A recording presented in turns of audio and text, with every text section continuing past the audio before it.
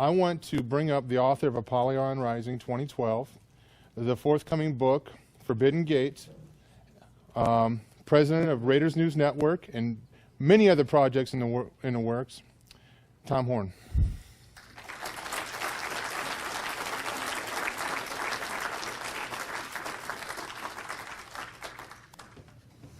Well, I was just telling Derek and Sharon Gilbert that to try to follow Sharon, I'm done and I'm leaving now, so hopefully you've had a very good time. Actually, just before I get started, what I really do want to do is I want to ask my wife, Nita. You might know her as the Pied Piper of ponies. She's a horse whisperer. She's the light of my life. I want her to come and say hi to you. Thank you for this opportunity to greet you. I don't normally do this, but I wanted to, and I was excited about it, and I didn't know what to say when I got up here, but something really cool happened to me today. So I'm going to get emotional for just a second, so bear with me, because I'm a girl. All of this talk, you know, apocalypse, DNA change, end of the world, last days, I love it and I hate it. I love it because we know that the redemption draweth nigh. Right. And so I'm happy about that. I hate it because what I do love, besides all my little ponies, is I love my kids and my grandkids. I loved them before they were born. I loved them before they were born. And I love them even now before they're born. There are more to come. I'm sure there will be more grandkids, and I'm loving them even before they're born. But I also hope for their future. And I know where my hope lies, and I know what our calling is.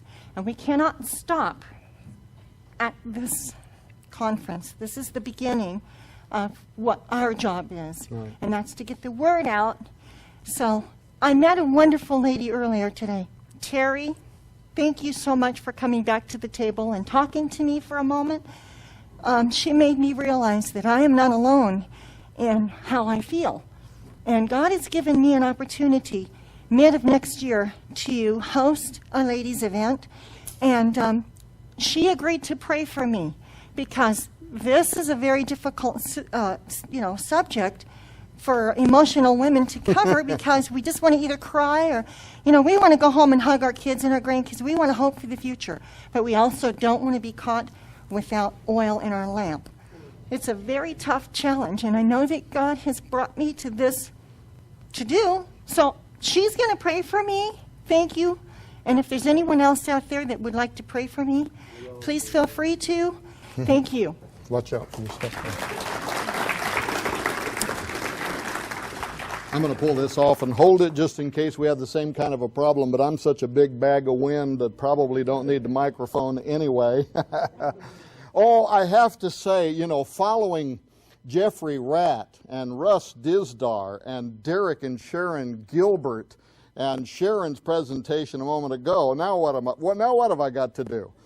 There's no winning. I'm already on the downside, so I'll just let it fly, I guess. See what I told you I would do, Mr. Cameraman? Hey, I want to say, by the way, to Sam and Alice Miller, who are here and who are running these cameras, and they're doing this just as a gift. I wasn't here earlier. I don't know if we told them thank you, but would you give them a round of applause because we very much appreciate their ministry. One other thing, as I was listening to Sharon Gilbert's presentation, if you have not read her book, The Armageddon Strain, you should do so because you will be amazed how this book was written some years ago, but it is actually unfolding before our eyes right now in terms of how technology has finally caught up to her potential vision of some years ago. It's a scary vision. It's going to scare people like my wife. But maybe it'll also help us to get on our knees and pray about the future and also to get involved. I should tell you that some years ago, following Dr. Willard Cantillon at the Oregon Bethel Park, whatever it was called, old-fashioned family camp meeting, kind of reminds me of having to stand up behind Sharon Gilbert because his opening line was, Man is not a transcendental ideation of intraseptic autocothric solidaric redaction, nor an orgasmic individuality of mobilized egresses, nor an atypical voldality of voltronized, transfusiformed differentiation spontaneously race-mated into homogeneous individuality. And I said, say what? He explained shortly thereafter that all he had said was that man is not a process of evolution. And his point was that these people who want to support evolution, whatever, they will do what an old preacher I knew years ago who used to use the term 16-cylinder phraseology. They'll wrap their conversation in all these big difficult words in order to try to give it the pretense of being scientifically supported or philosophically supported or whatever. And if you can't keep up with the language, then obviously you're the idiot and they're right, so get on board and believe in evolution. And his whole point was, it's all a smokescreen, ladies and gentlemen.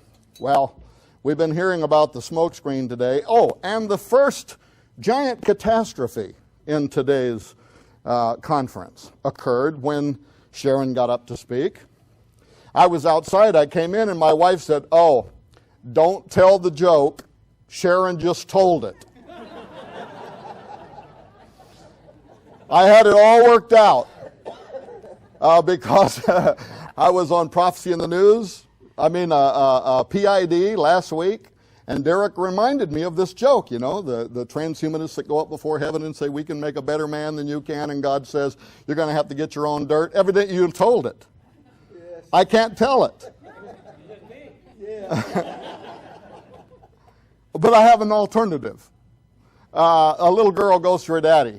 You always have to have a backup plan in case there's a Sharon Gilbert in the audience. And she says, "Daddy, where did people come from?"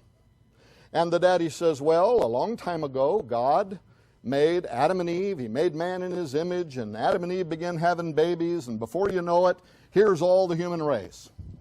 So she waited a couple of days, and she went to her mommy. And she said, "Mommy, where did people come from?" And the mommy said, "Well, a long time ago, there were monkeys, and people evolved from the monkeys."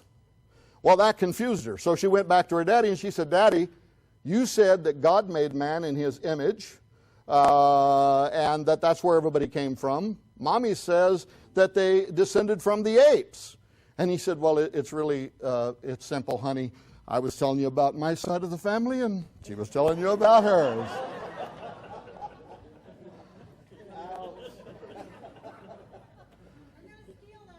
Oh, after today, I don't care. But you almost ruined everything for me, so, boy. But now, the funny thing about that is, that's not really quite so funny, is that, seriously, folks, transhumanism intends to blend monkeys, apes, synthetic life forms with humanity before the end of this century. And that is a fact. That's not just a fringe fact. That's a National Science Foundation report fact. That's a DARPA fact. That's a U.S. intelligence fact. That's a Jason's, the highest think tank at the U.S. Pentagon fact. And many of them are pointing towards the year 2012, but maybe we'll get to that in just a moment. It is not fringe, in other words. In leading think tanks around the world, Dr. Leon Kass, the former chairman of the President's Council on Bioethics, he says in think tanks and laboratories around the world, right now the groundwork is being written. The design, if you will, is being drafted, by which the rest of us are going to get in line or get out of the way or potentially be considered the enemies of progress. And I may say something about that in a few minutes too, if you've been following anything over at Raiders News Network and some of the attacks upon me recently, but maybe we'll talk about that in just a moment. I would venture to say that right here in Ohio, and oh, by the way, I was a preacher for 25 years, and what my body is wanting to do is walk across the stage, and but I'm trying to have pity upon the poor cameraman and stay here. He's telling me he don't care, but he does not know the speed he would need on that camera to keep up with me. I mean, I was an old-fashioned preacher of the Russ Dizdar type. You know, we get to go and we leap pretty high and shout pretty loud, but it's the message at the end of the day that matters, right, Russ?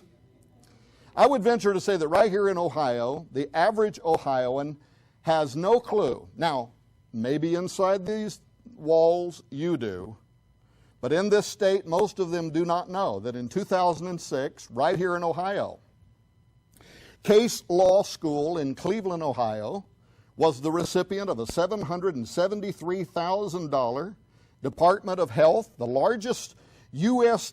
agency that gives grants for research related to health issues, received $773,000. In fact, I have their press release right here.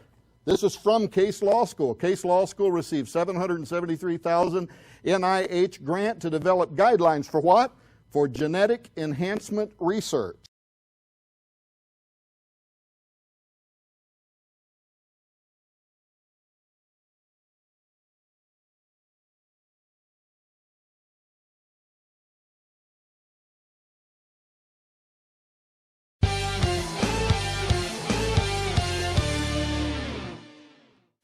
You can go to our website and download that press release. The whole purpose behind the $773,000 grant was for a 24-month period of time for Professor Maxwell Mellman, who is the professor of bioethics at Case Law School, to lead a team of scientists, researchers, and also persons who have an interest in government policy over a 24-month period of time to do one thing only: to establish the guidelines that will be used in setting public policy, that is, in other words, law, by which all of us will live, that will regulate the next step in human evolution, human enhancement. That happened right here, 2006. Well, in 2009, just last year, the 24-month research period was over. Professor Mellman, and if you read this, and I won't take time to read it to you, they talk about using human subjects during this 24-month period of time. So I had set back, bated breath. I wanted to know, in what way do you use human subjects in experiments for establishing guidelines that will be used for setting public policy with regard to human enhancement as the next step in human evolution? I wanted to know. I'm a taxpayer. This was a taxpayer-funded study. You paid for it. I wanted to know, how were humans used? Well, there was no disclosure yet on how they were used, but here's what I noticed, that immediately when it was finished being funded, Professor Mellman began traveling in the United States, going to different universities in the United States, giving these two university lectures. Number one, directed evolution. Sharon, directed evolution, public policy and enhancement. And the second lecture, transhumanism and the future of democracy. And if you think I'm kidding you, you can go to Arizona State University, you can go to Google, you can type in Professor Mellman's name and type in these titles, and you can actually go and download the audios where at different universities he's giving these lectures. I went and listened to them myself. I was amazed in one of them where he talks about how, yes, human enhancement may in fact lead to an extinction level event. Yes, it may lead to the eradication of all life on earth. But we're going to do it anyway. And that was really his position. Besides those who are in Ohio, I would venture to say that very few Americans are aware that just this last year, in 2009, in California, there was a House Foreign Affairs Committee hearing. It was chaired by Democrat Brad Sherman. Brad Sherman was picked, by the way, to chair this series of hearings because of his expertise in the spread of weapons of mass destruction among terrorists. Well, what was Brad Sherman, this expert, excuse me, in weapons of mass destruction among terrorists? What meeting was he chairing? What was these House Foreign Affairs Committee hearings all about? Mark Stenzel, who is a writer for the Congressional Quarterly, attended the HFA hearings. He came back. You can Google his article. He wrote an article for CQ, for Congressional Quarterly, called Genes Without Borders. in which he described attending a series of government hearings in which he said, hey, Rob Skiba is a filmmaker. He's working on a series right now. He's got the pilot, I think, is being made. He's made the trailer to sell it to whoever the buyers are in Hollywood or television or elsewhere. The film is called Seed. Go to Google, type it in, find it, go there, watch the trailer. If you can support this project, do so. But hey, Rob, at the HFA hearing, what CQ writer Mark Stenzel made us aware of, he said it was more like listening to a Hollywood pitch for a sci-fi movie than it was a sober discussion of scientific reality, with its descriptions by government officials of near-future horizon superhumans, super animals, and super intelligence that will become a lethal force against which we are not prepared. Well, just when I was packing up to leave on this trip, have you seen this? The Global Governance 2025 at a Critical Juncture. Have you seen this report? Go to our website, Forbidden Gate, singular, not plural. I know, the book's Forbidden Gates, plural. The website's only Forbidden Gate. Sorry. Went to get the domain and somebody else already owned it. Checked to make sure first it wasn't a porn site, and it wasn't, so we went ahead with ForbiddenGate.com. Wouldn't want any confusion there about how exciting our next book is.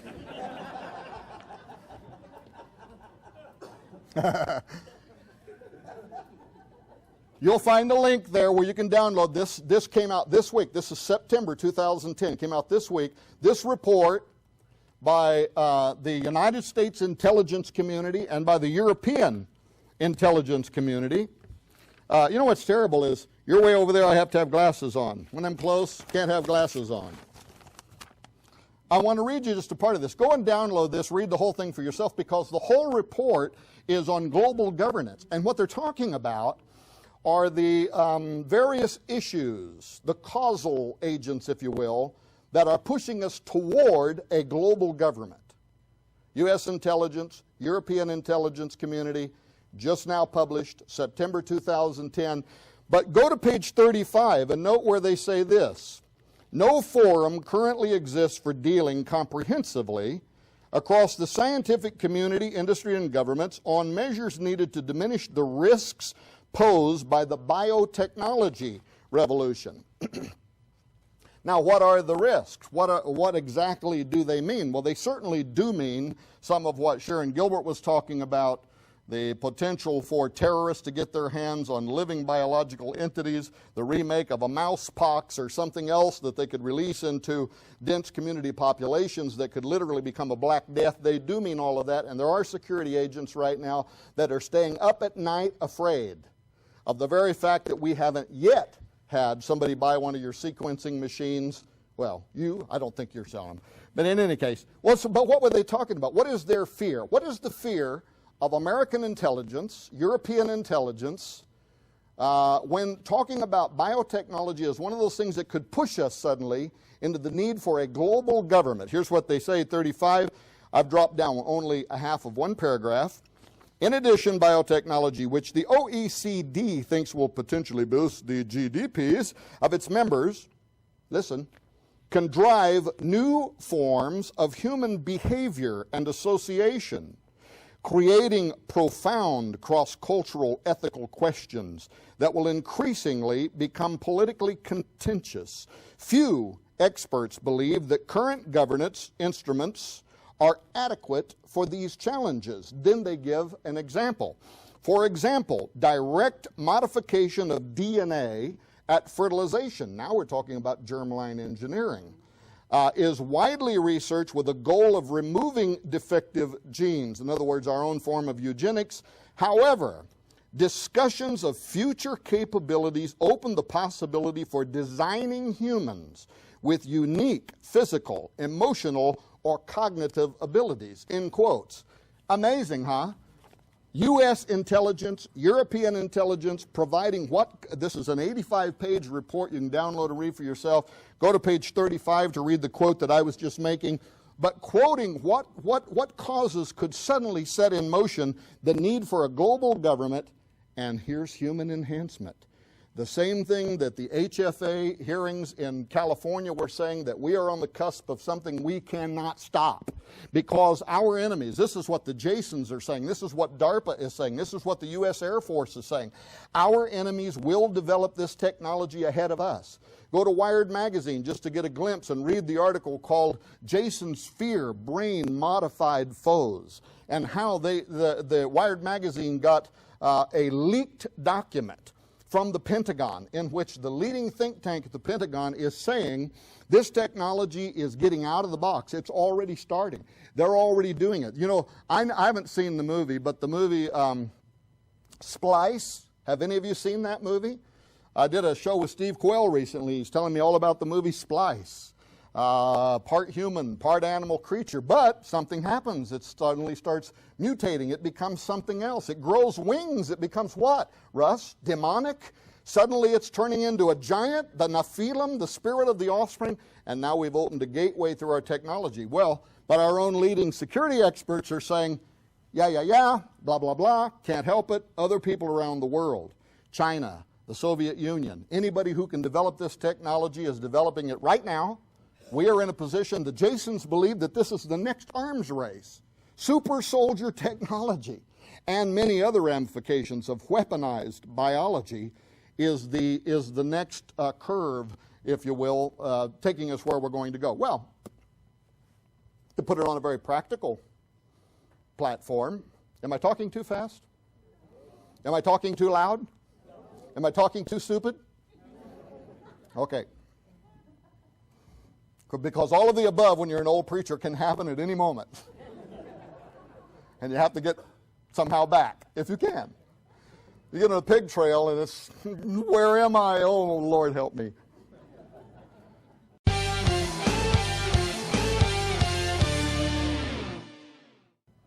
Birkbeck Law School. And I haven't looked in my notes in so long that I don't think I know where I'm at anymore, so hopefully that's okay too. Birkbeck Law School is one of the leading crime scene investigation schools in the world, out of the UK. They put out a press release 24 months ago in which they said on this very practical premise that in the not too distant future they're going to have to develop new classes. Guess what for? Analyzing crime scenes that are the result of human non-humans, that are the result of enhanced humans. Because nothing we know about forensics or profiling, you know how they go into a crime scene, they do all the, everything it is they do. I don't even watch CSI, the television movie, so I really can't explain it. Shouldn't try. But they go in and they do all that they do, and they come out of it. Okay, we're looking for a male, and he's 25 to 35 years of age. He's probably of an affluent community, whatever. So they have rules that have been developed over 200 years or more in which they've learned to analyze a crime scene. And now what Birkbeck Law School is saying, throw it all out the door. Because if we are dealing with a crime scene that is, let's say, something that was perpetrated by a serial rapist who is part wolf, we're dealing with a werewolf. That sounds insane. That's what they were saying. We wouldn't have a clue. We would not know. This thing might have a bloodlust for human blood, like an animal might, in ways that we simply cannot possibly comprehend. Is that sci-fi? No, it's exactly where we're going. Let me move quickly so I don't get too far behind. If you've been paying any attention to Raiders News Network, the National Science Foundation report, did any of you see any of this posted at Raiders News Network where it said, Tom Horn is an extremist pig who would make the Unabomber proud. Did you see that? Well, a few of you did. Well, for those of you that didn't, which is apparently the majority, here's what happened. I put out a press release, and it was simply called Open Letter to Christian Leaders on Biotechnology and the Future of Man. Because I have to tell you, here's what my passion is. What is driving me on this? I want the Christian community to get involved in this discussion on transhumanism in particular, but even in just simply the genetic sciences before it is too late. People just like you, people just like those you have heard speak here today, I want those numbers to swell. Why? Because we're going to lose this battle, and very fast. Because the rules, the guidelines are being determined right now by pro-transhumanist think tanks. And that's from within the government, from within the military, from within academia. They are setting the rules right now by which all of us, your children and your grandchildren, are going to live. And every one of them, to no exception, see the transhumanist idea. Oh, what is transhumanism? Did I forget to say? Transhumanism, you could go all the way back to Gilgamesh, those who want to become gods. You could go to the Enlightenment era. But when I speak of transhumanism, I'm simply talking about a modern cultural movement today that is made up of people all across the world who believe that we now have it within our power to use technology to advance human evolution, rewrite our genetics, cybernetically enhance ourselves, make a better version of human 2.0 than what God made. The technology is here, so they believe we no longer need to wait on the daunting task of natural evolution. Who needs 1,000,000 years of evolution when we can get it all in one day? Woohoo! That's what they're saying. Of course, I'm like Ian Fleming, or Ian Malcolm, I guess his name was, in Jurassic Park, being chased down the road by a giant Tyrannosaurus man-eating Rex saying, "Who thought this was a good idea?" You know. Well, anyway, so I put out an open letter, and it went across the newswire. Got picked up by Wired magazine. A lot of others picked it up. Well, pretty soon, like the next day, the #1 transhumanist blog, Accelerating Futures, which is operated by a man by the name of Michael Anisimov. Michael is a co-coordinator for the Singularity Summit. Have you heard of that? And very connected, if you will, at the hip with Ray Kurzweil, Aubrey de Grey, you know, all the leading transhumanists. So he's part of them, but this is his blog. So he puts up a piece of that article, went out and did a little homework and found, you know, some YouTubes of me recently down in Portland with Alex Ansari doing his show Outside the Box on transhumanism, put that on the top of his website. Went and found the Forbidden Gates. Have you seen the book trailer? Yeah, some guy's injecting nanobots in him and becoming demonic, and, well, they really didn't like that. Put that on the top of the website, too, just for good order.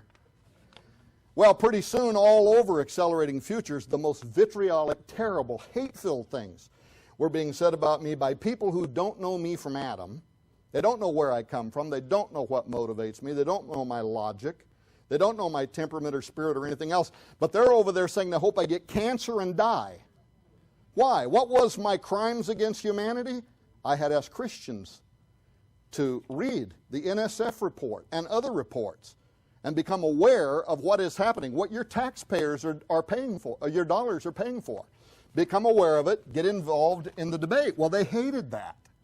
Well, then by the next day, somehow, Patrick Lynn, who is the co-author of the new National Science Foundation report, Ethics of Human Enhancement, 25 questions and answers, another taxpayer-funded report that just came out, he found out about it. Well, he went over to the IET. Now, this is the world's leading online transhumanist think tank. So he posts this article over there. The name of the article is Wrestling with Pigs. So I opened the article because somebody sent it to me and said, hey, you're in the spotlight at the IEET. And it's all about my call for Christians. And he didn't like the fact that I had told Christians, get the NSF report. Look at don't just read the NSF report, look at the people who are operating behind it. Look at their organizations, what groups they belong, what seats they hold, what institutions they are part of, because it is a who's who of transhumanist dreamers worldwide. Well, Patrick did not like that. He didn't like it because he publicly tries to say he's not a transhumanist, though he holds a seat at the IEET, But he will say he's not a transhumanist. Okay, I give him a break. He's not a transhumanist. He's just a guy who's very sympathetic to the transhumanist cause. I don't care. I'm saying, get this, read it. Well, he didn't like it. And he furthermore, and he's talking about you as much as he's talking about me. Because he makes the point over there at the IET that they had found somewhere a Lutheran pastor who was fine with human transhumanism. It's okay. Cool. Might be the fulfillment of God's will for our lives. Well, that kind of a guy, he says, welcome in. But like me and you, conservatives who might see this as an affront to the divine order, and at a minimum as the gateway to a biological nightmare, who have concerns about this and who want a real, true, open forum in the public, in the debate. Let's get this on television. Let's get it in universities. Let's get both sides of the issues. Let's get conservative bioethicists, men like Francis Fukuyama and others, and Sharon for that matter. Let's put them up on the stage and let's have this debate. Yeah. I nominate Sharon. How about you? Well, they didn't like that. They don't like that.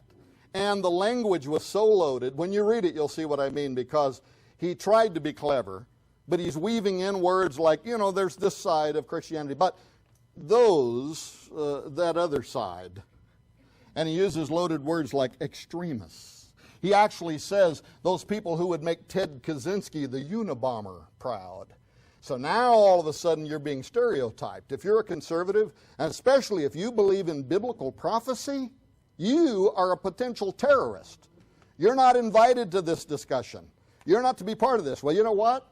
I say forget that. I am invited. I'm coming whether you want me or not. And I'm bringing as many as I can bring with me, and we're going to talk about this issue in a public forum. Well, he hated that. You know what was great, though? Let me tell you something about you folks. Within whatever it was, a 2 or 3 day period, I went to YouTube and I pulled down, they had put the video that Joe and the rest of his team made. By the way, you met my wife, but there is the wild man of the Ozarks, the most guitar assassinating crazy man you've ever met in your life. Serving as my slave, as it should be.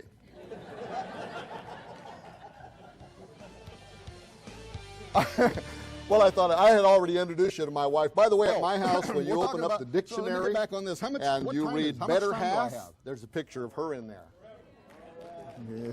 Yeah, you say that now. Of course, she's the one that pasted it in there. But so anyway, Patrick Lynn, co-author of the National Science Foundation report, tries to take me to task. Well, guess what happened? They posted our YouTube video over there that Joe made. I went over there after 3 days. I went to YouTube and dropped the window down and looked down to see where the traffic was coming from. They had 200 plays from their website.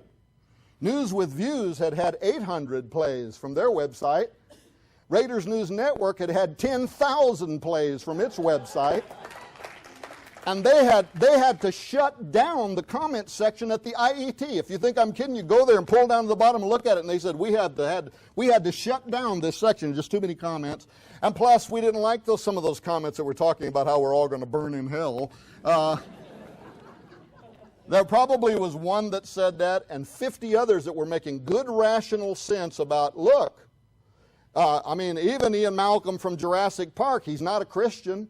He's a scientist that subscribes to the chaos theory. He's saying God didn't allow for it, but neither did natural evolution. And what we are doing now has no precedent.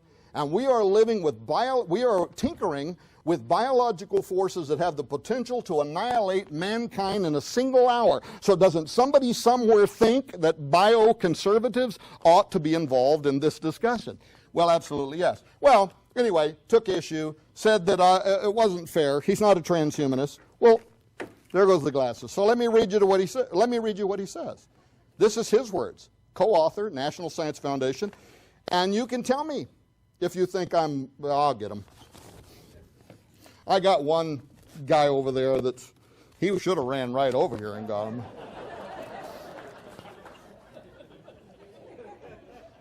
Thank you, sir. Yeah, I'm going to pay for it later, I got to tell you. It's fun now. Payday later. Here's what he says. This is the start of the brand new National Science Foundation Ethics of Human Enhancement, 25 questions and answers, and they tell you that they've written this because the discussion has to start now to set the guidelines by which we are going to set national policy, law. How will the Constitution, how will the Bill of Laws be extended to a man who's part human, who's part monkey? How much has to be human for the Bill of Rights to extend to him? At what point does he no longer become a human? The Jews are weighing in on this just to show how insane the ethics behind where we're going now is. And they're saying, well, if he's part cow, how much could be cow before we could offer him as a sacrifice? But the point that they're making is there is no way. I mean, once you cross this boundary, there is no going back. But we're crossing the boundary anyway. Well, here's what Mr. Patrick Lynn says. This is your taxpayer-funded reports. You might want to know what you paid for. Quote, "It is not just the world around us that we desire to change. Since the beginning of history, we also have wanted to become more than human, to become homo superior. From the godlike command of Gilgamesh, to the lofty ambitions of Icarus, to the preternatural strength of Beowulf, to the mythical skills of Shaolin monks, and to various shamans and shapeshifters, Russ, shapeshifters throughout the world's history, we have dreamt and still dream of transforming ourselves to overcome our all-too-human limitations." Those are the opening lines to the National Science Foundation report. He says this, "With ongoing work to unravel the mysteries of our minds and bodies, coupled with the art and science of emerging technologies, we are near the start of the human enhancement revolution." Well, ladies and gentlemen, he's telling the truth. As a matter of fact, as I was doing research on this for the last 15 years, but very intently over the last 4 or 5 years, and then specifically over the last couple of years, leading towards the writing of Apollyon Rising 2012, but more specifically this new book, Forbidden Gates, I found that almost to a man, almost to a letter, every one of these reports are pointing to the year 2012, which was very astonishing to me that these military, even, what's his name? I printed it here just before I left because I can never think of his name. I don't have it. I do have it. I do have it. Counterterrorism czar Richard Clark. Oh, thank you. That's his job. Counterterrorism czar Richard Clark in his book Breakpoint. Have you read it? Year 2012 begins the quickening, the unfolding of human enhancement, and it starts. The singularity arrives, and the human enhancement revolution begins in earnest, and most of the world is very, very excited about it. We all get to be more powerful. We're going to live longer. We're going to do all these things. We can see into other dimensions. But you know what he also says in Breakpoint? That those who are conservative and who are against the human enhancement revolution are stereotyped as terrorists, and we are locked away. There is an ideological war that is unfolding right now for the mind of this generation. And ladies and gentlemen, we get involved with this or we don't. And if we don't, we abdicate to those types of visionaries our future and the future of our children. The good news is there was a reason why there was 10,000 downloads from Raiders News Network and 200 from the IET, because we outnumber them by the hundreds of thousands. We don't have to let them define for us what our future will be. Now, I should also tell you that I am not, I'm not a neo-Luddite. I'm not against technological progression. I'm not. Look here, I've already been enhanced.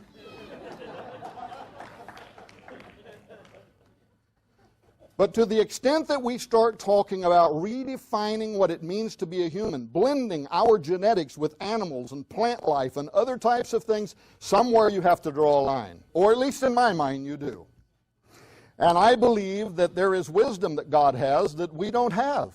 Why did God order each kind to reproduce after its own kind? What does He know that we don't know? Well, a great deal, I'm sure of that. Huh? Yeah.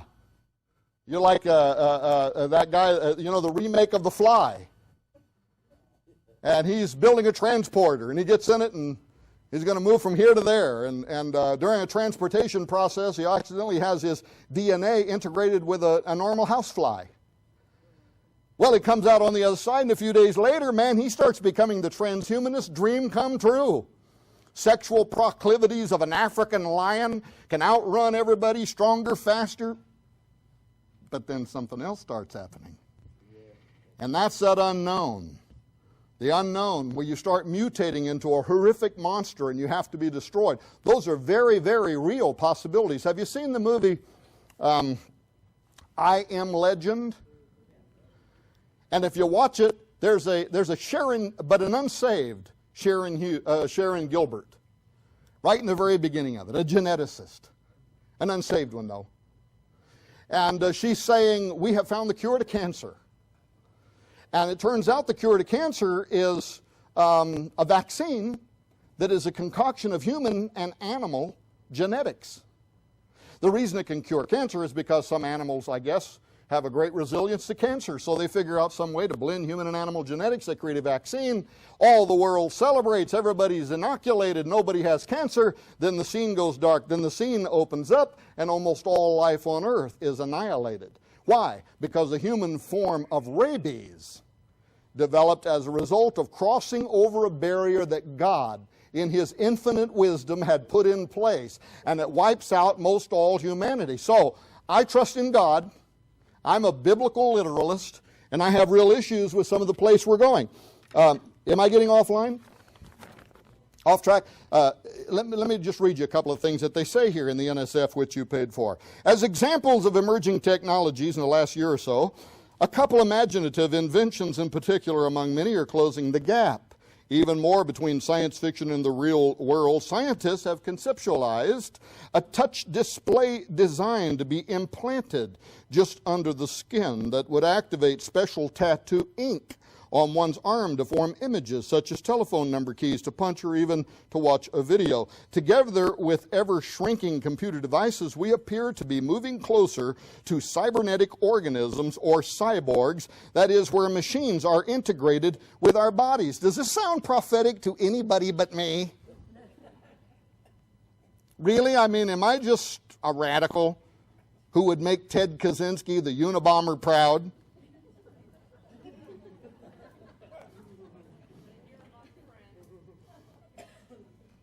Yeah, let's go terrorize the transhumanists. You can read this for yourself. Here's another quick clip. Now, are these people channeling the Nomo? We can also envision the possibility that prosthetic flippers designed today for dolphins, along with artificial gills, might be requested by humans who want to transform into an aquatic animal. Your tax dollars at work.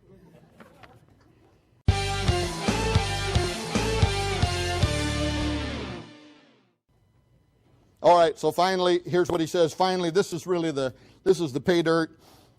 Finally, we will mention here the related persistent concern that we are playing God with world-changing technologies, which is presumably bad, he says sarcastically. But what exactly counts as playing God? And why is that morally wrong? I.e., where exactly is the proscription in religious scripture not to play God? We do not wish to be mired. This is what it says. We do not wish to be mired in such theological issues as important as they are to theists. Well, there it is. But I wish to engage them in it anyway. And I'll tell you something, there's very good reasons why these folks don't want people like me and you involved in this. They got a really small taste of this actually back in 2002 and 2003. Do you remember when Admiral John Poindexter was the head of the DARPA Information Awareness Office? And you remember there was a series of flaps. Most of the public wasn't even aware of what was going on, in which he got canned. Remember all that? Well, it was because the Senate Appropriations Committee, during some issues, started looking into DARPA. And as they were looking into how money was flowing into DARPA and what it was being used for, they were astonished to find unstoppable mutations, super soldiers whose DNA had already been reconstructed, this over a decade ago, who could communicate by thought alone, already on the drawing board, already being funded in 2002. Now, Professor Joel Goru, who was an investigative reporter for the Washington Post at that time, and by the way, who wrote the book Radical Evolution. You should get it. It's not written from a Christian or transhumanist point of view. It's simply research into what was going on. It was written in 2005, but it is one of the best books out there to lead you to the multiple think tanks, reports, government reports, what's going on in different appropriation committees. It is a fantastic piece of investigative journalism. But here's a little excerpt that he gives us on what happened during Poindexter's day. The staffers, he's talking about the Senate Appropriations Committee, the staffers went down the list of DARPA projects, found the ones with titles that sounded frighteningly as though they involved the creation of a master race of superhumans, and zeroed out their budgets from the Defense Appropriations Bill. There is scant evidence they, talking about the staffers, knew much, if anything, about these projects, but we will probably never know the details, because significant people are determined that the whole affair be forever shrouded in mystery. The levels of secrecy were remarkable, even for DARPA.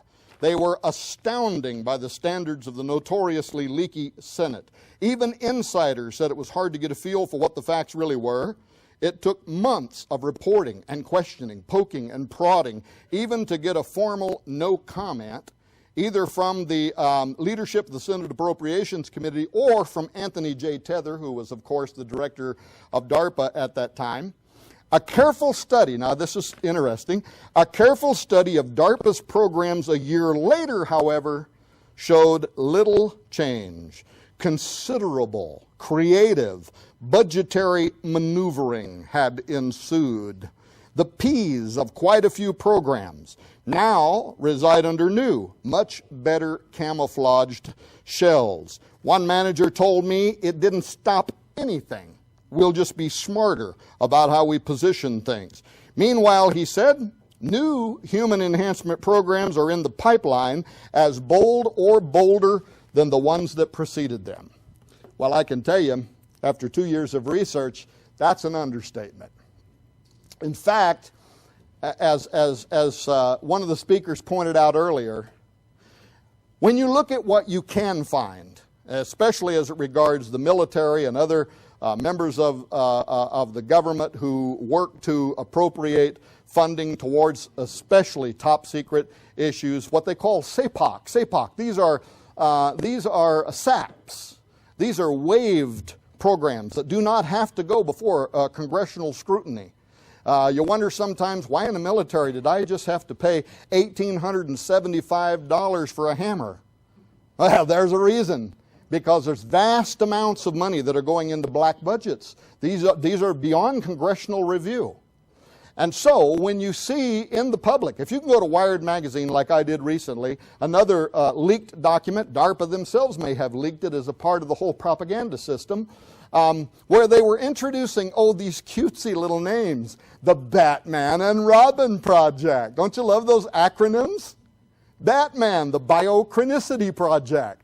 Robin, the Robustness Project. Woo! Just makes me want to support it. I get tingly all over. But we copied the pages out of DARPA's project and put it inside Forbidden Gates, and you'll find out what they're really talking about is taking control of nature, taking control of creating whole cloth biological entities that can be used in terms of warfare. Not just biological weapons like a plague or whatever. For instance, it's in this year's budget, by the way. The 2011 DARPA's presidential budget, which has gone to the hill, has pages we photocopied for you in Forbidden Gates out of their budget for the creation of things like bio-design. Well, what is bio-design? All we know is it's living, breathing creatures. But they're not just any kind of living, breathing creatures. They're immortal. They want to know how to get around cellular death. They want to know how to create immortal, living, breathing creatures with military application. And furthermore, they're so concerned about what they're already trying to unleash from Pandora's box, they want a kill switch put in it, just in case it gets control and comes after us. Or our enemies capture it and they go to use it against us. So they want to be able to throw some kind of a switch. This is in the 2011 DARPA budget. There's even lines in there where it very openly talks about editing soldiers' DNA. So we have not stopped anything. We are full speed ahead. And if a person like me, a researcher like me, can find this kind of evidence, then imagine, ladies and gentlemen, how far 20, 30, 40 years ahead of our knowledge the military actually is in the construction of a new kind of proto-human. And they want it to be immortal. It can't be killed. Well, I seem to remember when this happened once before. And what's amazing is how even in the transhumanist camp, transhumanists themselves, they would never say it like I would, but there's, you ever seen those cartoons, the devil's over here whispering into your ear and the little angel over here with, you can see some of these transhumanists are amazing. They dance all around it, but if they were honest, they'd say, this scares me to death. Where we're going now could be the end of all mankind. But how much time do I have? Honestly, I will try to go fast. Let me talk about just for a second the spiritual side, then we'll go to the prophetic side. Let me divide it. Because within transhumanism, there are also those who believe that this is not just biological matter we're tinkering with here. They honestly believe that as we transform Homo sapiens, we also are opening a gate to something they're unsure of, Russ. But they want to go there anyway. They want to make contact. What's driving them? What's motivating them? To wrestle with their fears. To say, this terrifies me, but I must. I have to do it. I'll tell you what, I challenge you, go to Nick Bostrom, one of the leading transhumanist experts in the world. He is one of the grandfathers of transhumanism. Go to nickbostrom.com. He earned his prestigious seat at Oxford University, writing his thesis on transhumanist values. And go there, and one of the nice things about Professor Bostrom is he's been willing to put what he writes out there for anybody to read, where most of them, they'll run away from what they write, hide from it, try to keep it, in secret and in private corridors. At least he's putting it out there. And pull down his transhumanist values and open the page. And go down through there and read his descriptions of why, first of all, why we are going towards human enhancement, whether you like it or not. Secondly, what the benefits of humanity might be. But then find great interest when you get down to where he starts talking about merging ourselves with animals. And he has a large rectangle there. And he uses this same rectangle when he gives lectures at the Transvision conferences, every year, and at different universities. The large rectangle. And in the small corner of this rectangle, he draws a circle.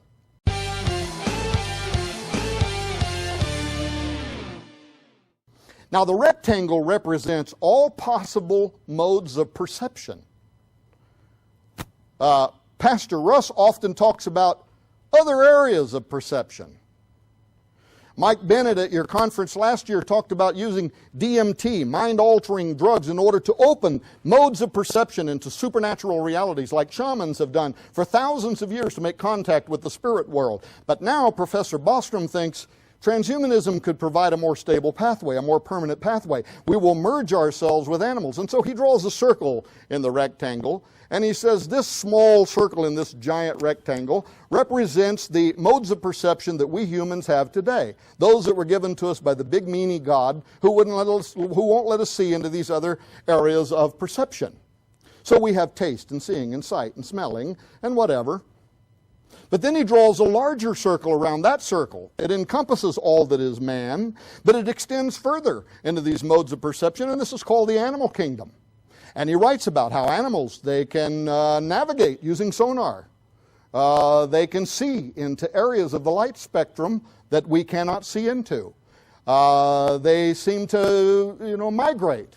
What are they doing? Are they reading the vibrations of the earth or something when they move out of a particular area before an earthquake comes? They can hear at higher decibels. They can fly using sonar like bats. They can navigate undersea in the water. They can do all these things, and we want to be able to do that. That's why it's in the NSF report. We want to become the NOMO. We want to become alien hybrids that can float around under the sea. But before I get off my task, back to Nick Bostrom. And so he talks about all that. Then he draws a larger circle around that.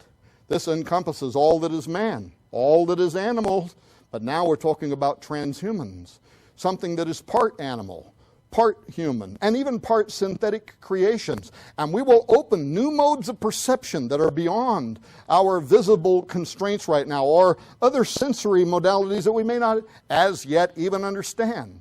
And then finally, of course, en route to becoming post-human, eventually we will be post-humans, something so radically different than what humans are today as to no longer even be considered to be a human, and we will have the wonders of all of these various modes of perception. Well, when reading his thesis some years ago, I could not help but think of Balaam riding down the road, kicking his donkey.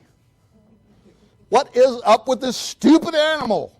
He won't get back on the road. Well, the donkey could see something he couldn't see. Pretty big angel standing in the road with a sword. You might not want to go running at him. And that's one illustration. There's been other research that's been done that leads us to believe that animals often see things or somehow are aware of what we would think of as the spirit world, the supernatural realm. Transhumanists like that. Maybe get in contact with some pretty cool entities there that are just beyond our range. Terence McKenna, who was the scientist who was the originator of time wave theory and novelty theory, and who experimented with DMT and other psychoactive mind-expanding drugs and made contact with the Greys and the ETs and all the rest of them, but then would have to come down off his high and come back to this reality, speculated that in the very near future, via human enhancement, we won't no longer need these psychoactive drugs because we'll alter our brains to put ourselves in contact. There is this an extraordinary interest. By the way, if you think I'm exaggerating, go to Arizona State University. Go to their website. You'll see a tab there called the Sophia Project. At Arizona State University, the Templeton Foundation has been paying for a long series of mostly pro-transhumanist lectures on transhumanism and religion and the future of democracy. Well, guess what? As a result of these conversations and the Nick Bostrom types talking about, kind of dancing around because they sure don't want to use language that then us Christians would come along and say, hang on, let me get you Russ Disdar's email real quick. They don't want to hear about it. But at Arizona State University, some of the lecture givers, the presenters there, and some of the students have been saying, but wait a minute. Professor Guru says that we won't just change ourselves biologically, we will literally rewrite our souls. We will change ourselves spiritually. And if there is something else there, regardless of what religion you are, these students are asking, do we really want to just, do we want this forbidden gate? Do we want this opened? And so now, Arizona State University, last year, 2009, launched a brand new project called the Sophia Project. Go there and click on it and amaze yourself. Because what they want to do is they want to confirm and make contact with the other side. This is Arizona State University. And they even list what they want to confirm communication and or make contact with. Aliens, angels, demons, the spirits of dead humans, Gaia, God, a universal mind, whatever it is, whatever's there, we want to figure out a way to get to it. Now, does that sound like a good idea? But there is a spiritual side. I'm going to go very quickly. There's also a prophetic side. And this too is shared by transhumanists. Not just old-time preachers like Tom Horn. And to prepare myself for writing Forbidden Gates, I finally made myself do something that I had not done. I went back and I read, and now I was familiar with Hugo de Garis's theories, and I'd actually done shows and documentary films where I talked about a series, but I never had actually sat down and read the book cover to cover. So in preparation for this, I went and I had my wife, the beautiful one herself back there, the Pied Piper of Ponydom. I had her, through Amazon, order me Hugo de Garis's book, The Artilect Wars, Cosmos versus Terrans. Well, if you want to see a transhumanist who is trying as hard as he can not to be an Old Testament prophet, get that book and read it. Because I'm telling you, he's a singularitarian. By the way, I would not call myself a singularitarian, but I believe in the coming singularity. I believe the Lord should tarry in the not-too-distant future, very near, probably closer than we can imagine. There's going to come a moment. Technological singularity is going to occur in one day in which an artificial mind is going to come online. We're going to create it. We're working hard to create it right now. We've got laboratories around the world and the brightest minds in the world trying to create a godlike synthetic intelligence. And Hugo de Garis was one of the leading artificial brain designers in the world all of his adult life. But when you read what he talks about how he goes to bed at night and he has these euphoric feelings, and he says he uses this kind of language, it is a religious experience to dream of this massively godlike intelligence that we are just we're on the cusp right now of creating. And it will be, according to both him, Kurzweil, and all the rest, trillions of times more smarter than our best minds on earth, and faster.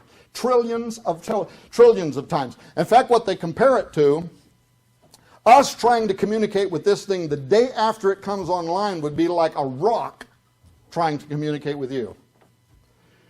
Simply no possible way. And they use the term singularity because if you know anything about physics, when you are approaching the event horizon in physics of a dark hole, a black hole, as you approach the event horizon, you cross through to the singularity, even physics changes. Nothing we understand whatsoever about physical rules apply any longer.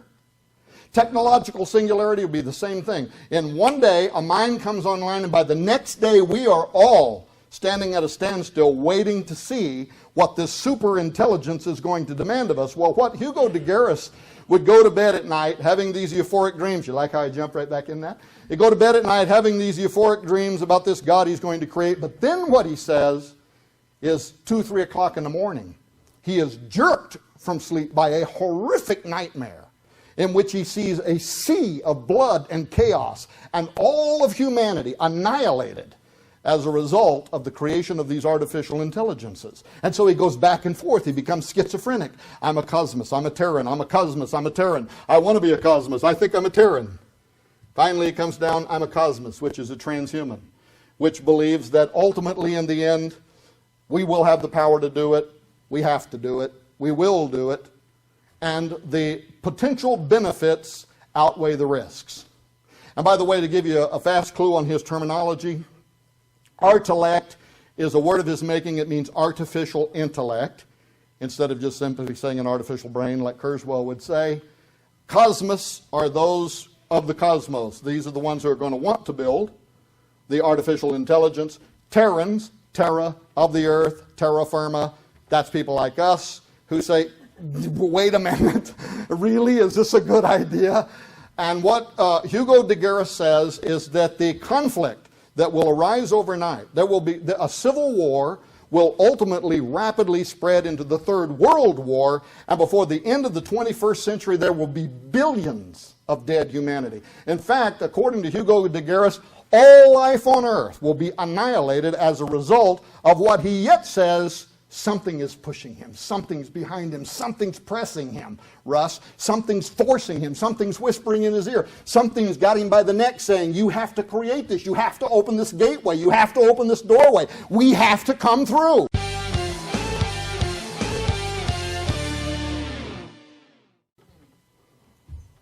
And I think he's a prophet. And I agree with Hugo de Garis. I believe that we are moving toward a period of time, and if you read here, I dare you, read the Art-elect War without thinking about Armageddon. Try to do it. It is prophetic. Because there is a coming moment in which the anti-human forces are going to align themselves against everything that is God and godly. And on the other side of that rift, there will be an army. Hallelujah. That's been a long time since I said hallelujah. I almost got goose pimples over there. And I know what side I intend to be on. Okay, so it's prophetic. I agree with him. I agree with the Jasons. I agree we're going to run out of time here in a minute. But I also believe now, from my worldview, that essentially what we are describing here today in all of these lectures and in this lecture, we are describing the fulfillment of biblical prophecy. We are not unaware that this day should come upon us as a snare. When Jesus' closest disciples said, Lord, tell us, what shall be the sign of thy coming and the end of the aeon, the end of the age? And he gave them that list that everybody's been talking about today. Wars and rumors of wars and the seas and the waves raging, all of the signs in the skies and in the heavens. And then he said, as Matthew 24:37, as it was in the days of Noah, so shall it be in the coming of the Son of Man. What was it that so marked the days of Noah? There's really only one thing that really stands out in the days of Noah. This was when the transhuman geneticists known as the Watchers descended in the days of Jared, according to 1 Enoch, which Jude and Peter quote in the New Testament either as history or as canon. I'll leave you to decide which. The Watchers came down in the days of Jared. They descended down in the valley of the plain. I noticed earlier when Sharon Gilbert said they took wives of all which they would, they married them. First of all, it was more like rape and abduction than it was anything else.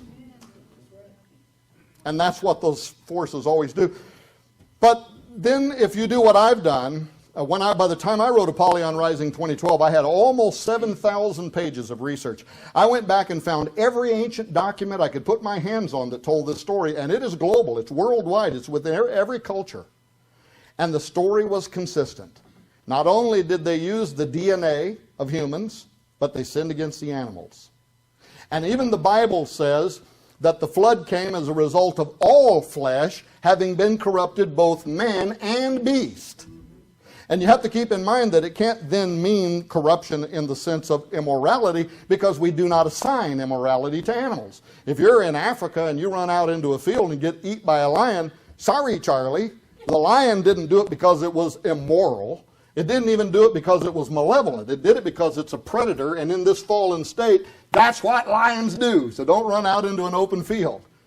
But in this biblical text, all flesh had become corrupted. You cannot then soundly, theologically ascribe that to mean immorality. It was something else. It was corruption. It was DNA degradation. And as a result of what occurred, God sends this flood. Now, I also have a theory, by the way, about why they had to blend animals and humans, and I don't know if I have enough time to say it. I could say it in my very fast voice. I could make your ears hear me quicker. Probably better not. Okay, we'll leave that for another time. Okay, very quickly. I was kind of pulling just to see if you were still with me. Why would Watchers blend animals and humans and create it? What was the point behind it? So first of all, I had to go back and ask myself, what was their motive? What was it that the Watchers wanted to do? And according to all the texts, including Peter and John, their motive was to leave their plane of existence. They wanted to leave their habitation. Those angels which kept not their first estate, but left their habitation, God hath reserved in everlasting chains of darkness, awaiting the judgment of the great day. Their motive was they wanted to leave their plane of existence. Okay, that's what they wanted to do. Now, how would blending animals and humans facilitate that? Well, see, many years ago, for a 3-year period, we write about this, by the way, and even tell some of the stories from that era.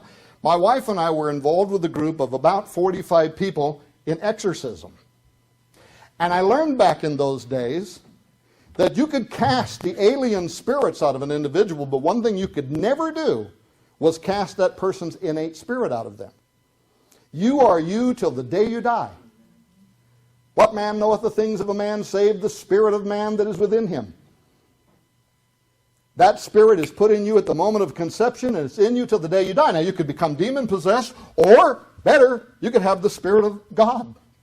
You could have the Holy Spirit, the Holy Ghost residing within you. But your spirit cannot be separated from your body till the day that you die and you go back to be with God. Well, now, this was a problem for the Watchers, because the Watchers didn't just want to come down to earth like fallen angels and possess a human or an animal and get in there with your spirit. That ain't what they wanted. They wanted incarnation. And the problem was God had spoke everything into creation.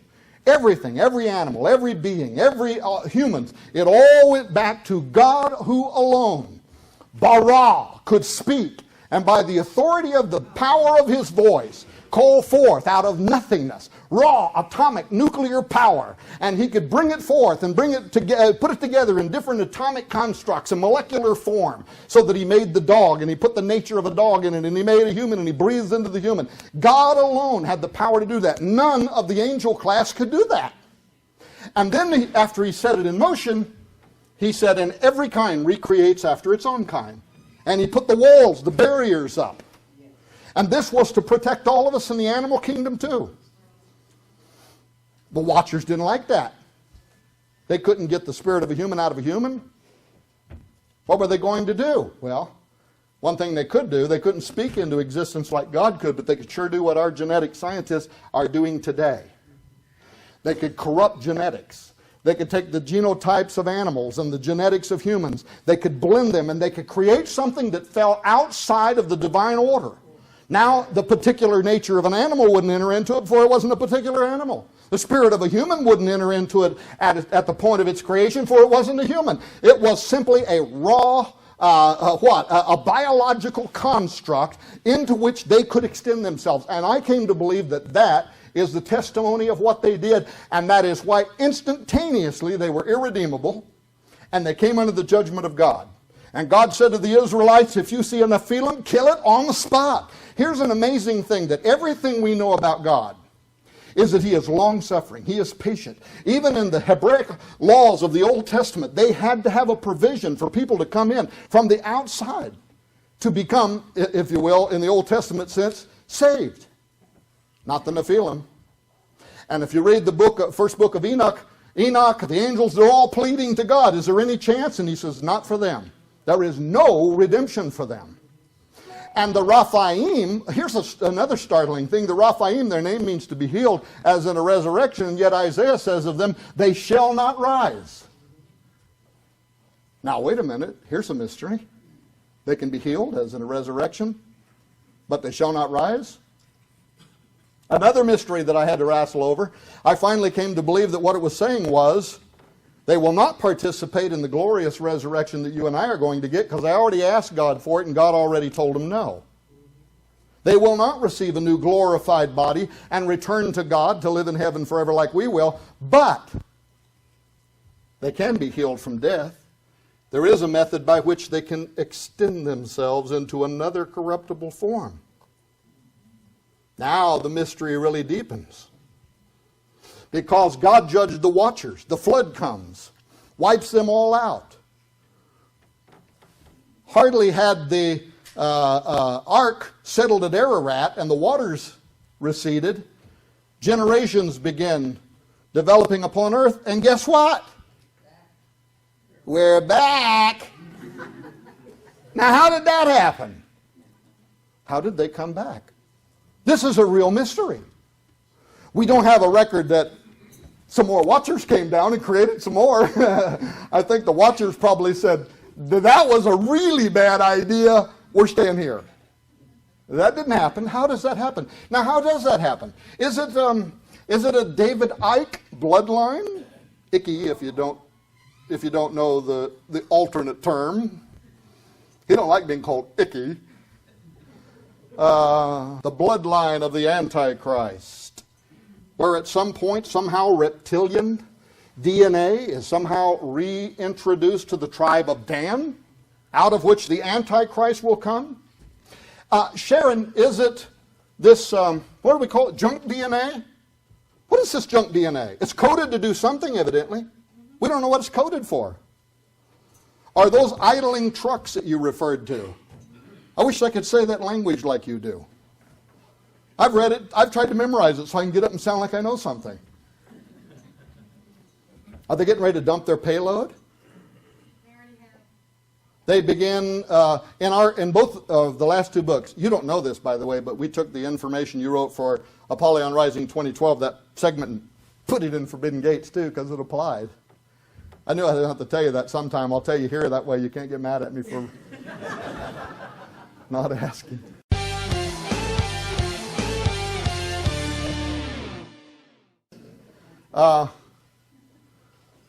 They've already dumped their payload. It's already there. Now, see, you could say, the point that I'm making is this, by the way, that there has to be a method for them to come back. They did after the flood, after the judgment. They came back again. The Samsusan, the Anakim. Somebody's got some kind of a ice cream machine playing in their purse. They came back. When the disciples, when the leaders of Israel go down into Canaan, and we saw the sons of Anak there, which come of the giants, they came back. They come of the Nephilim. How do they come back? There has to be a method. There has to be a way. And what's also frightening is there is prophecy, I believe, that they're going to, and they're going to come in large hordes. Isaiah 13, if you read it in the Greek Septuagint, says, "Open the gate, ye ruler. I give command, and I bring them. Giants are coming to fulfill my wrath." This is a future prophecy. Giants are coming. The Gibborim, the offspring of the Nephilim, are coming to fulfill my wrath. They have some way of coming back. And I think, by the way, that there is an example of this happening. I believe that there is an example of this in the book of Genesis, chapter 10, verse 8, I believe.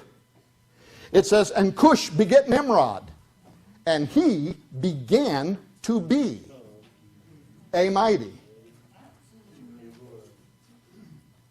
And the phrase there in the Hebrew, "began to be," is halal, which means sexual or genetic degradation. And by the way, Russ, it also carries with it the sense that there could be like an occult process here happening. Like we're having some form of a ritual that then sets in motion this genetic degradation. A very fascinating study. Well, Nimrod began to be a mighty, which is the Hebrew word Gibborah, of which we make the Gibborim, the offspring of the Nephilim. Now that's an amazing, fascinating Old Testament portion of Scripture. Cush begat Nimrod, and he began to be a Gibborim. Now put this in science as we understand it. Not very long ago, about 3 or 4 years ago, I began to be a diabetic. It didn't mean that I would, but I had the heritable gene related to some kind of malfunction in the production of insulin. And as a result of the way I was living my life, and those of you looking at me saying, yeah, a Twinkie a day keeps the doctor away, but that's not what was happening. Honestly, in fact, my kids will tell you, I'm the runt of all the men in my family. My granddad was a giant man. My dad and brother much bigger than me. And actually, I eat less than anybody in my family, including my kids, including the slave. Look at his fine physique. But what I was doing is I'd get up in the morning and I wouldn't eat until 4 or 5 o'clock in the afternoon sometimes. Well, I'm throwing off my blood sugar and everything. Well, I triggered whatever this is. And it started, and guess what? It started changing me genetically. It started altering me. It started changing me into something that I wasn't before. And it's very powerful. The metabolic changes that are occurring within my system now can kill me if I don't take very powerful drugs to try to moderate my blood sugar. But up until that moment, I wasn't a diabetic. And then I began to be. And I often wondered about Nimrod. What was there about Nimrod? Was there something in his blood? Was there a genetic inherent? Was it the idling trucks? Was it junk DNA? Did he come in contact with some kind of occultism Russ, that then caused his genetics. Whatever happened, he started becoming a fit extension. The interesting thing about Genesis 6:4, the sons of God saw the daughters of men that they were fair, but in the Greek Septuagint, which is the translation of the Hebrew Old Testament, it says they saw the daughters of men that they were fit extensions.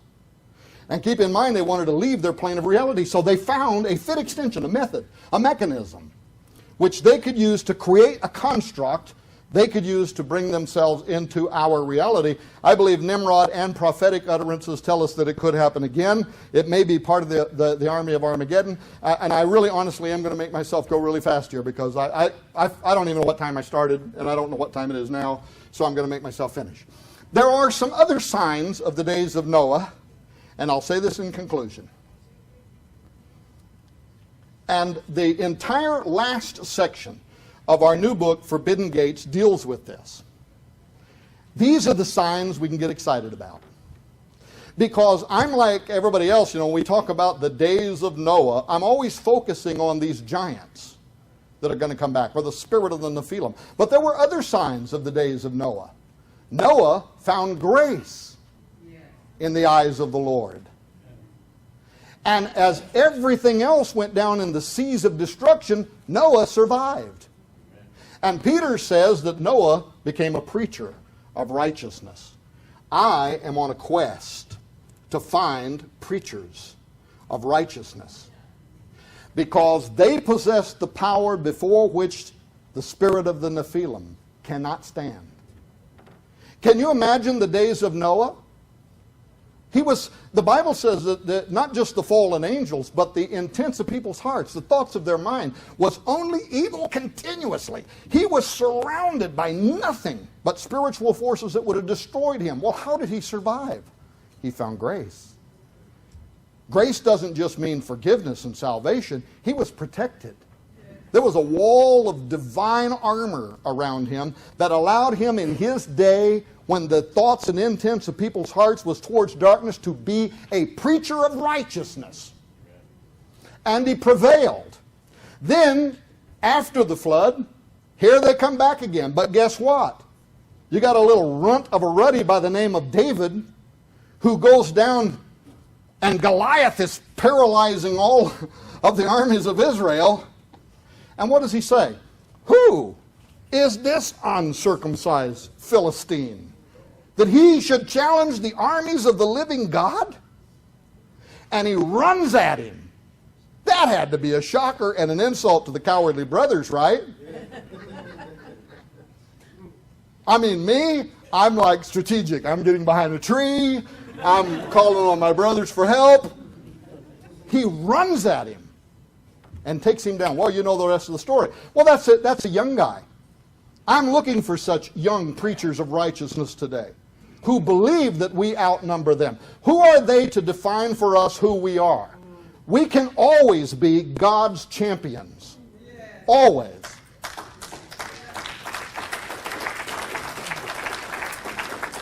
But I notice a little gray hair here, so for you, earlier than that, Israel arrives at Canaan. And boy, I know, Russ, you were a pastor. Are there other pastors or preachers here? Oh, let me tell you, if you haven't preached it already, there is some great preaching here. Fantastic preaching. Where the children of Israel, they get to the land of Canaan. Moses selects 12 spies. He sends them into the land of Canaan. They go down by the brook Eshcol. They cut down this giant thing of grapes and put it on a staff, put it between two shoulders. They come back, and then they start giving their report. And what is it that the 10 spies of the 12, what is it that they say? First of all, they pretend that they're people of faith. Pretenders always do this. Yep, we went up there. Boy, it was everything God said it was going to be. But nevertheless, there are some walled cities there. There are giants in the land. Big honkers. And we are not able to overcome them. Listen to what they said, though. We became as grasshoppers in their sight, and so we were. See, that's my problem with Patrick, Lynn, or anybody else at the IEET telling me who I am and what I represent. I just really don't like somebody else telling me what I am or what I believe or how big my God is. I almost started preaching, I'm sorry. We became as grasshoppers in their sight, and so we were. You know, the Bible says, as a man believeth in his heart, so is he. Psalm 78 says, and they limited the Holy One of Israel. They made God so small that he became the God of the grasshopper people. But what did Joshua and Caleb do? We are more than able. And you know what's great, without telling the whole story, because I promised I'd shut up, is that God gets sick of them. They're whispering. He tells Moses, they're whispering in my ear night and day and night. God brought us up into the wilderness to let us die. But God believed in positive name it and claim it. Because he says to Moses, they named it, now they're going to claim it. They're all going to die.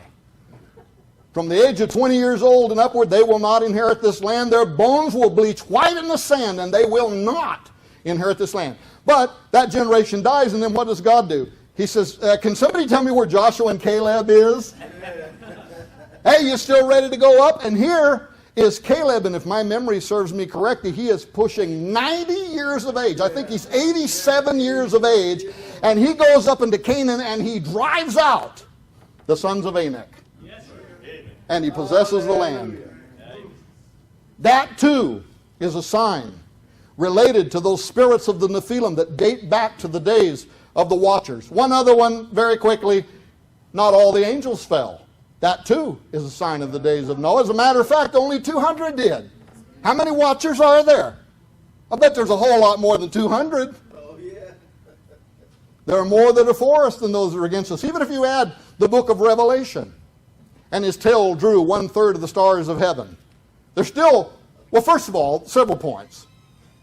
There's at least 2 times as many on our side as those who are against us. Secondly, God can make as many as he wants. If he needs more, he'll just make them. And thirdly, when you detach yourself from God, do you gain in power or do you lose power? So the ones we got are already more powerful.